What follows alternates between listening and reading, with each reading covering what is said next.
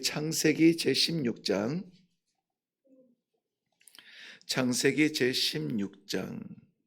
1절에서 5절까지 말씀 봅니다.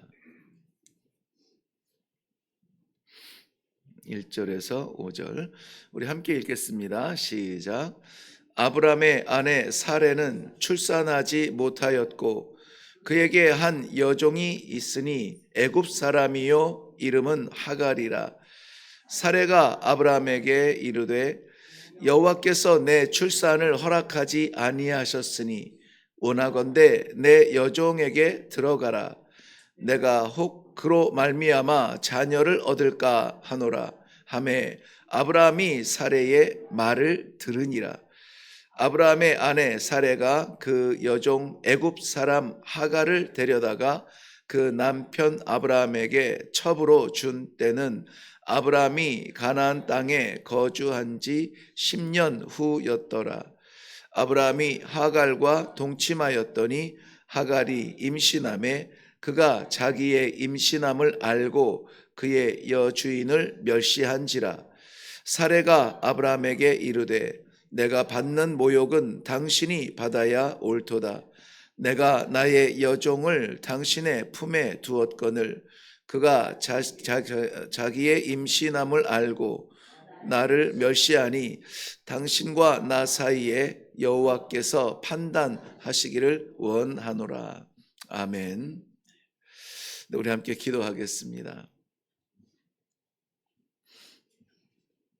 우리가 애쓰고 수고하여 얻은 것이 있고 얻을 것이 있겠지만 그런데 우리가 흔들림 없이 의지하며 굳건하게 오늘도 성도로 살아가는 것은 하나님의 약속의 말씀 때문입니다.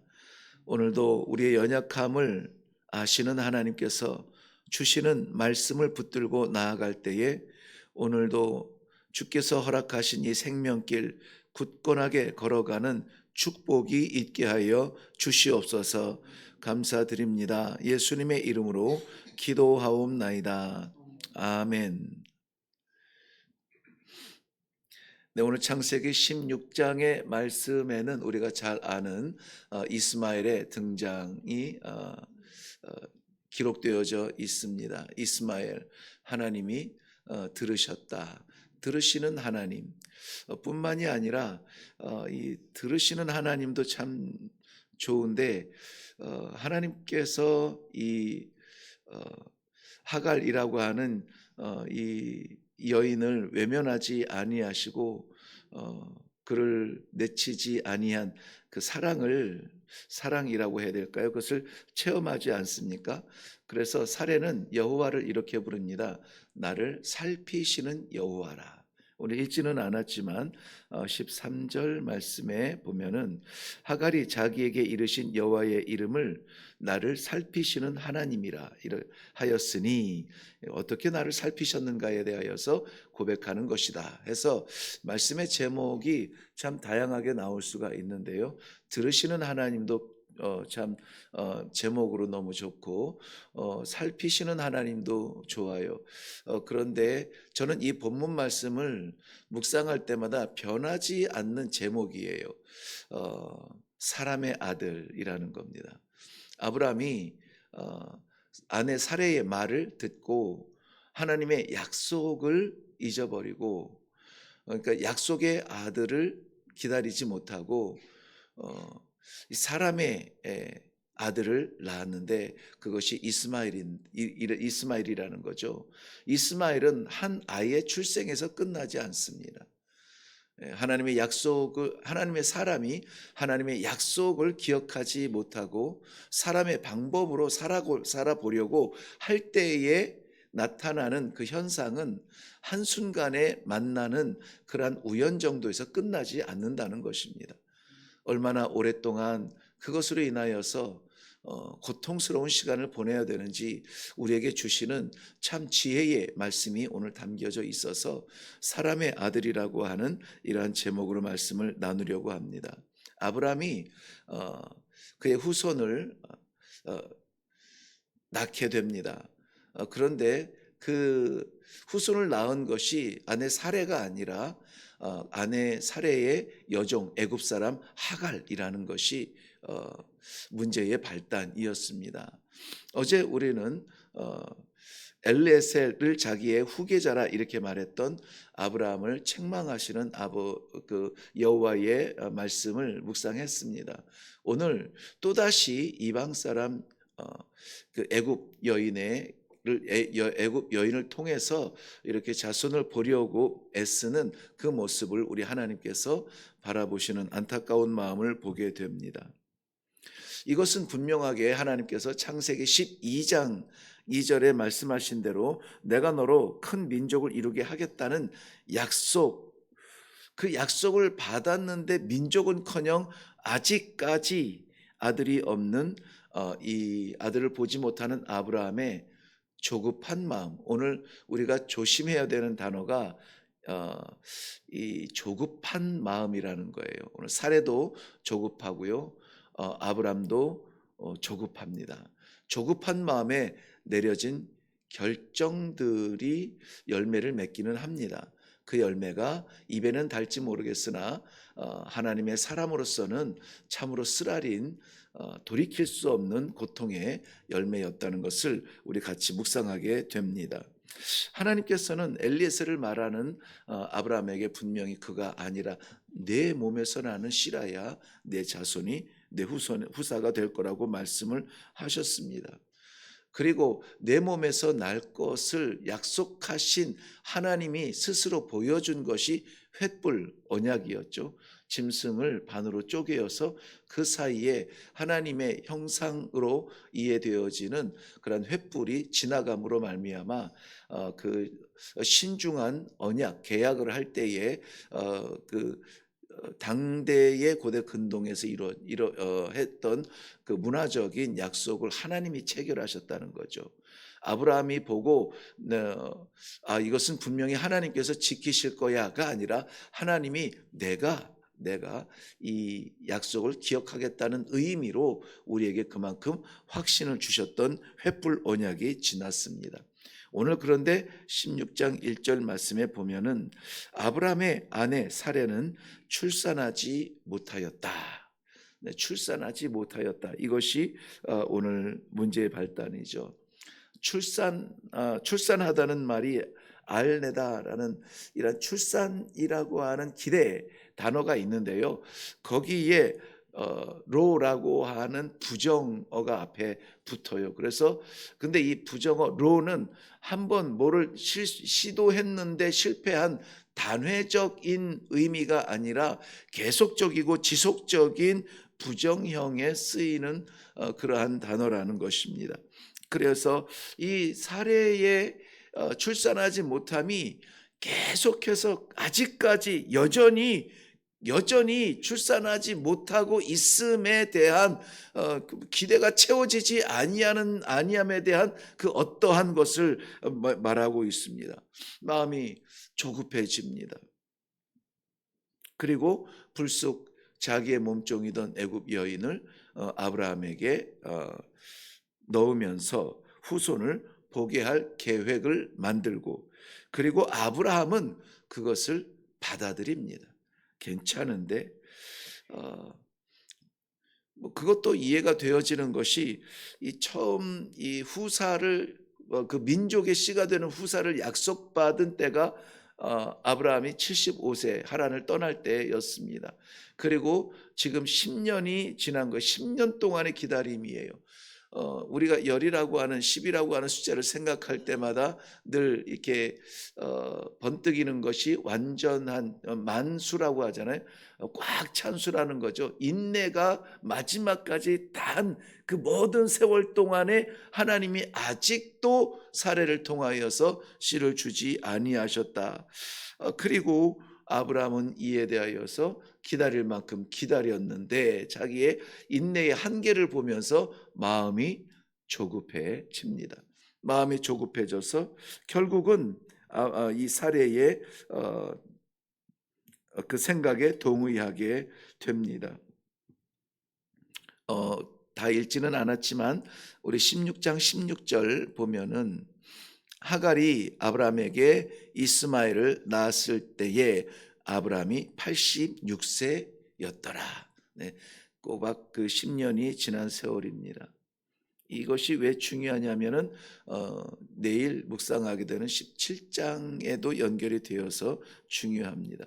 그런데 그렇게 해서 결국은 여차저차해서 어거지가 됐든 뭐가 됐든 시도가 됐든 노력이 됐든 해서 이 하갈의 몸에 임신하게 됨을 알게 됩니다.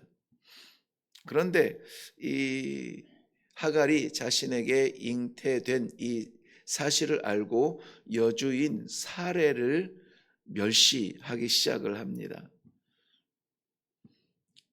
갈등이 시작이 되어지죠. 뭔가 얻은 것 같은데 그런데 그것이 왠지 시원하고 깨끗하지 않고 갈등이 시작이 되어져요. 만족스럽지 못합니다. 이에 대하여서 내가 내 남편에게 드려서 아들을 얻게 했는데 나를 무시해? 나를 멸시해? 나를 업신여겨? 아내 사례는 여종 하갈을 학대하기 시작합니다. 학대한다는 단어가 쓰이죠.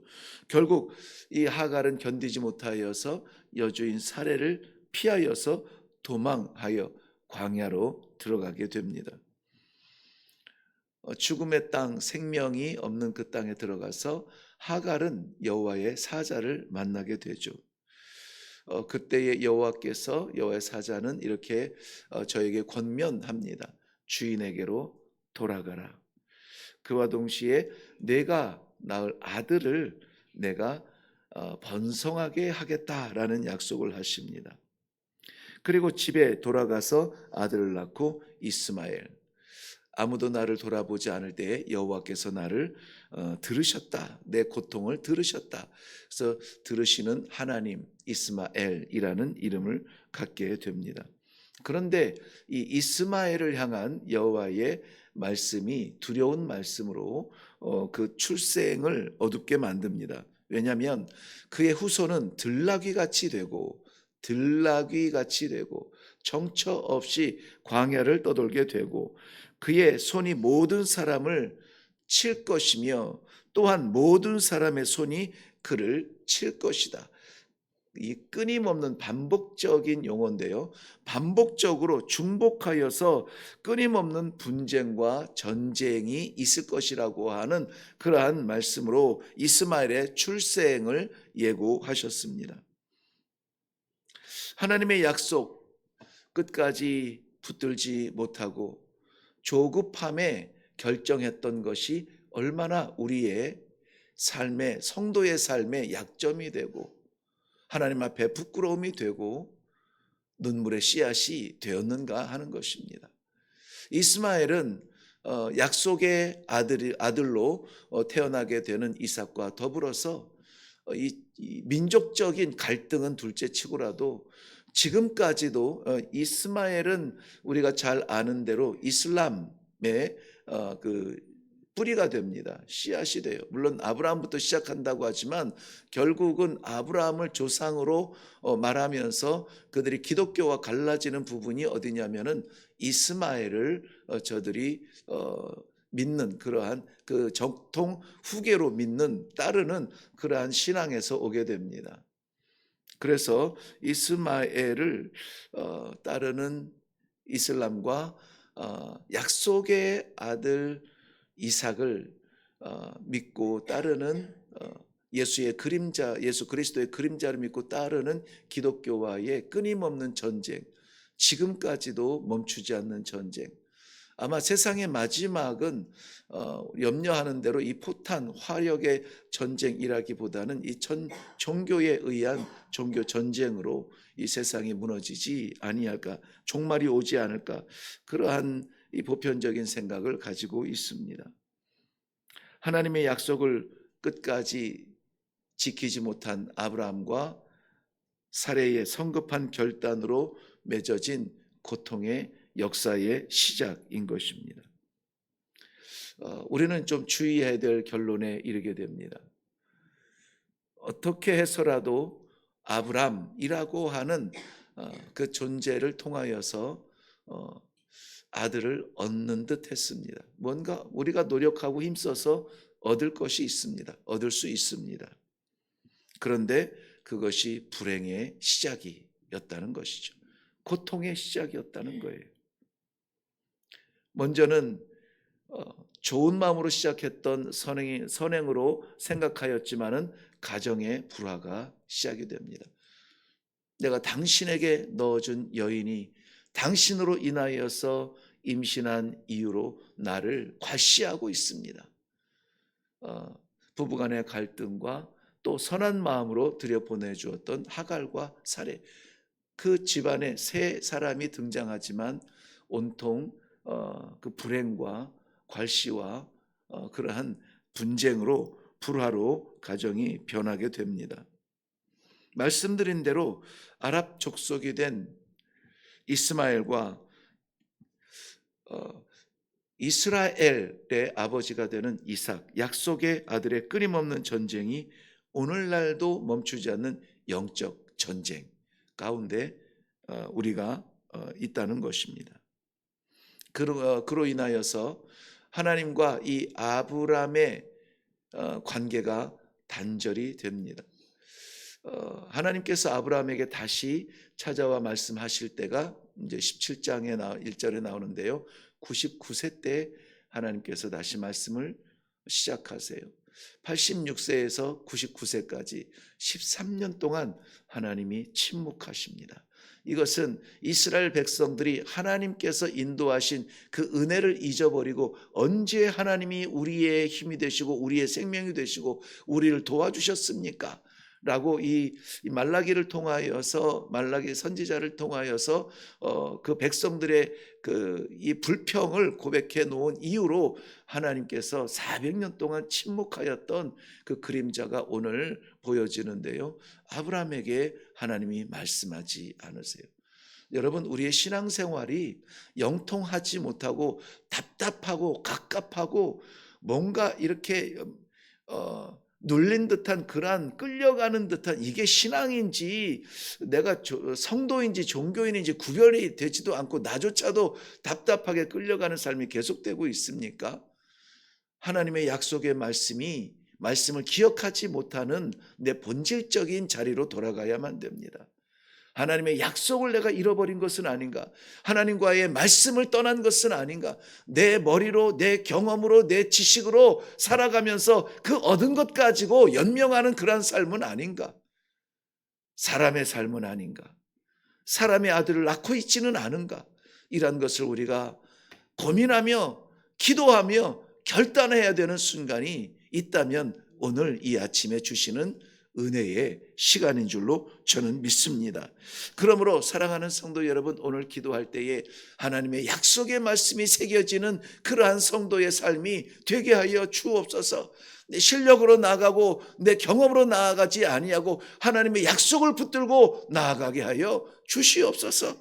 기도할 수 있기를 바랍니다. 내가 너와 함께하리라고 하는 이 약속의 말씀을 받을 때만 해도 하늘을 날 것 같이 좋았는데 어려운 상황이 되고 앞이 막히고 아무것도 일어나지 출산하지 아니하는 이러한 일들이 반복되다 보니까는 마음이 조급해져서 사람의 생각으로 결단하고 급하게 판단하는 것은 그런 일은 일어나지 아니하도록 기도할 수 있기를 바랍니다. 성급한 우리의 방법을 내세우지 말고 하나님의 약속을 붙들고 오늘도 비록 하나님의 응답이 더딜지라도 하나님의 더딘 응답이 우리의 조급한 결론보다 1000배, 만배, 억만배 더 분명하고 확실한 생명이라는 사실을 믿으시고 기도할 수 있기를 바랍니다. 혹여라도 우리의 생각 가운데에 또 다른 이스마엘을 출산하지 아니하도록 하나님 나를 다스려 주옵소서. 기도하는 귀한 아침이 되기를 바랍니다. 기도하겠습니다. 하나님 아버지, 은혜를 감사합니다. 내가 누리는 삶이, 내가 살아가는 하루하루가 내가 살 수 있어서 사는 것이 아니고 내가 지식과 지혜와 내 삶의 경험에 의해서 이렇게 했더니 이런 일들이 일어났고 저렇게 했더니 이런 일들이 일어났다고 우리 스스로를 자위하며 우리 스스로를 내세우는 삶이 아니라 오늘도 변함없이 하나님의 백성으로 성도로 하나님의 약속을 붙들고 나아가 살 수 있는 이 놀라운 기회를 주시니 감사합니다. 하나님, 오늘도 하나님의 장중에 붙들려 살아가는 약속의 삶이 되게 하여 말씀의 삶이 되게 하여 주시옵소서. 감사드립니다. 예수님의 이름으로 기도하옵나이다. 아멘. 아멘. 네, 오늘 본문 말씀을 그저 저는 소개한 것밖에 없는데요.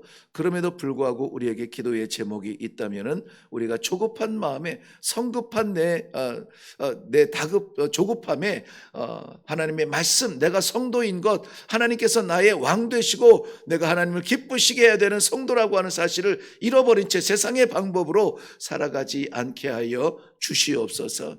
그렇게 해서 얻은 잠시의 그러한 잠시의 행복 때문에 영원하신 하나님 아버지의 말씀의 법을 벗어나지 않게 하여 주시옵소서. 은혜의 삶을 살아가되 여기에서 지금 말씀의 은혜를 받은 것처럼 가정이나 나의 삶의 현장에서 여전히 변하지 아니하는 하나님의 은혜에 그러한 현장에서 살게 하여 주시옵소서. 떠나지 아니하는 하나님, 그 하나님을 믿고 붙들림 바 되어서 살게 하여 주시되 조급한 마음으로 오판하지 아니하도록 하나님의 응답을 기다리며 인내할 수 있도록 도와주시옵소서. 우리 다 같이 기도하시고 또 우리의 생각에는 너무나 오랜 세월 갈라져서 이제는 동족이라는 말을 쓰기도 싫어하는 사람들도 많이 있겠지만 여전히 변함이 없는 우리의 동족이고 이 한국 땅에 복음의 불길을 일으켰던 그러한 이 평양에 변질되어진 안타까움을 바라보면서 우리가 복음으로 회복될 하나님의 뜻을 기다리고 조급해하지 말고 하나님께서 그 뜻을 이루어 주시옵소서.